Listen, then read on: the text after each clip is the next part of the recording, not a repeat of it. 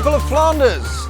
They love their food. As a matter of fact, if they could, they would eat street food all day. Think of your Belgian fries, beef stew maybe, or Belgian waffles, or seafood, grey shrimps, croquettes with shrimps in them.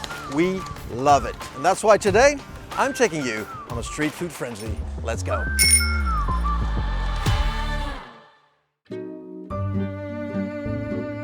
I'm in the great province of Oost-Vlaanderen in a village called Sint-Lievens-Esse, a place I like to go to ride my bicycle, because this place is also known as the Flemish Ardennes. They've got some mountains here, hidden somewhere behind there.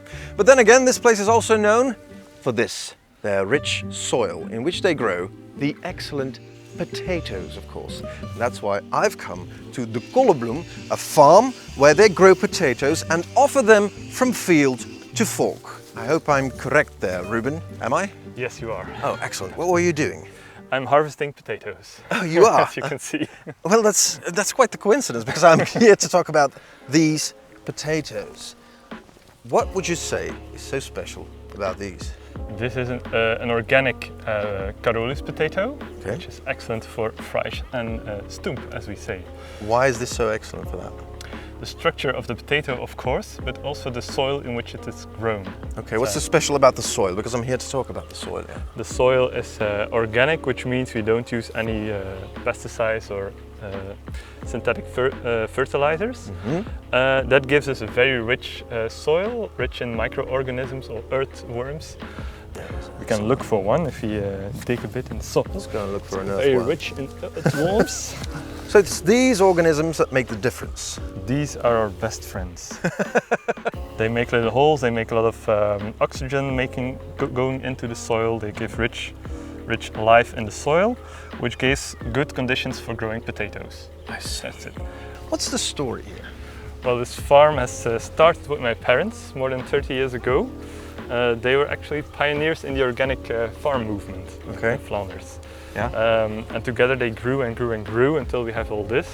So we have actually a lot of different kind of vegetables, which we sell to directly to the consumers.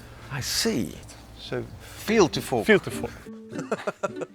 Happy man. We don't only sell to consumers, we also sell to chefs. And they come here because they are looking for really rich food. Food that comes directly from the soil. They follow the seasons. And everything we grow it for taste, not for quantity. Thank you. If I have to taste this, you have to taste this as well. Raw potato. Let's have a taste. Carolus, here we go. Quite earthy. And I have to say, I do prefer these fried. Excellent work.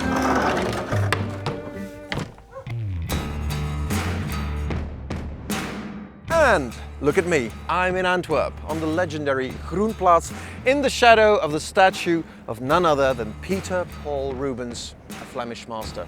It's right here that a guy named Max had the brilliant idea to create his own fry stand, or as we say in Flemish, a fritkot. Now, you shouldn't make fun of a fritkot, because a fritkot takes years of mastering the skill to create the best Belgian fry. They may call it fast food, but actually to learn it, it takes quite some time. Right, Thomas, I've come to find the best fries right here in Flanders, and they told me to come here to Max. What's the story with Max? I guess you're at the right place. That's a good start. So, what's the story with Max? Max was one of the first places to do fries in Antwerp. We're saying that's actually in Belgium. So we started in 1842. Really? That's the story. At the castle at Steen. It was a little fritkot, what we call it here in Belgium. Like this, the little building. We moved it inside about 30 years ago. But the best valid story that Max moved together with the statue of Rubens here on the square. Yeah. That's why we have him inside as well. So where Rubens goes, Max goes. Max goes. Okay, excellent. Could I join you to make some fries today, right here in the oldest fry stand in Flanders? Of course. Take this one out, of course, with one hand, so you don't burn yourself. All right. A bit higher, and then you just throw them in. Now this is the moment they have to get crispy. Just leave let them rest. Yeah, leave For them. how long? It's gonna take like 3 to 4 minutes on 160, 165 degrees. Yeah. Because we already fried these once Okay. at 135 to 140 degrees for 8 minutes. The bells are gonna change and you're gonna hear, that's what we call the fry singing. Fritkot Max, the only place where your fries sing for you. Let me hear that. Where do fries come from, Thomas? The story we like to believe is that back in the days when the men went fishing, the lake got frozen. So the ladies at home are like, what are we gonna do with our men? Now they're home all day. They started cutting potatoes in small fishes. They dropped them in oil and they felt like, oh, we're gonna fish the fries, just like we're doing here now. They found out it was really good, and since then we just keep making fried potatoes. Can you hear that? That's the singing of the fries. You're talented. Thank you. Thank you. This is the sound of well-baked fries. Why would you say this is the ultimate fry? I guess it's the ultimate fry because the way we prepare them. The beef butter we use, the potato we use, and then the tradition behind fries is what makes these perfect. Is it a binche that you have to use all the time? Yeah, we have some different seasons because this one now is not a binche, it's called an agria. It's a Belgian potato, it's really close to the binche. And what's the secret ingredient? The secret ingredient, I think, tradition. Tradition? Really. And craftsmanship. Of course. Of course. Thomas, why do you think Belgian fries are better than, let's say, I don't know, French fries? Normally there's a rule with these fries. They should be 1 on 1 centimeter round in a square. And in that case, you can call it a Belgian fry. Going for the ultimate fry by you, Thomas. Go ahead. With some mayonnaise. Here we go. Look at that. Let's try it. That's the thing. This is food pairing in its purest form. Street food just the way you need to eat it. Perfect. Cheers. Delicious, mouth-watering, and without pretension. When it comes to street food, what you see is what you get. But don't call it fast food, because making street food asks for a lot of know-how and patience as well. I've come to Mechelen, to the Vleeshalle, where you can find a perfect patchwork of both Belgian and international cuisine. Let's go and have a taste. Veronique, please tell me, how did you come up with the idea to create the Vleeshalle? Actually, the building initiated the whole idea. Seeing it empty, such a monumental building in the city center of Mechelen, it screamed, please do something with us and please open it up to the public again. We spotted a lot of similar projects in a lot of beautiful buildings abroad, and from each project we picked the best part and tried to implement it here in the Vleeshalle. I mean, it's all sorts of cuisine. It's international, it's Belgian, it's Mediterranean, everything you want, but it's every time delicious. Yeah, here we do street food, a little bit more refined. It's still the same laid-back atmosphere that you can find on the stalls on the corners of the street, but it's a little bit more refined. Besides all of the exotic foods like Italian, Spanish, Vietnamese, we also offer Belgian street food. What's Belgian street food?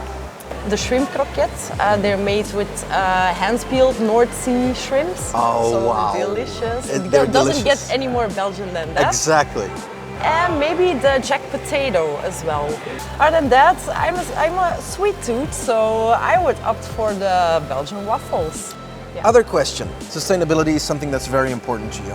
Yeah, sustainability is not only to work with eco-friendly packaging or keeping the chain as short as possible to choose local producers or farmers. Yeah. For us, sustainability is also creating a stable working environment for all the people that work here. What do you want people to experience here? I get the feeling that I'm on a holiday. A lot of impressions, a lot of smells, and by the smell you can pick your food. Yeah. I just want them to go home with a full belly. I wish we had Smell TV because, man, if you could smell this right now, let's go and have a taste. Yes, let's go. Okay. So look at this place. Isn't Yeah, it amazing? I know. You have to look up. Exactly. The first time you come here, you have to look up. You're So right probably here gonna we do it. have Here you bar have patat. bar patat, yeah. So the name says it all. They serve jack potatoes, sweet potatoes or the regular one. Excellent. And served with all kinds of toppings. Oh my God. Actually, I eat that every day. You eat this every day, really? Every day, yeah. Salted caramel, I never tried that. Yeah, you have to try I it. have to try it. Yeah. Oh my God. My favorite part of the whole building is a central bar. Yeah. Because you can't have street food with a nice drink. And if there's something us Belgians know, might be the beers. Yeah, the beers and everything else. We just like to drink. So there you have it, your shrimp croquet right here in Mechelen in the Vleeshalle. I'm gonna dive into this one, and believe me, this is shrimply the best.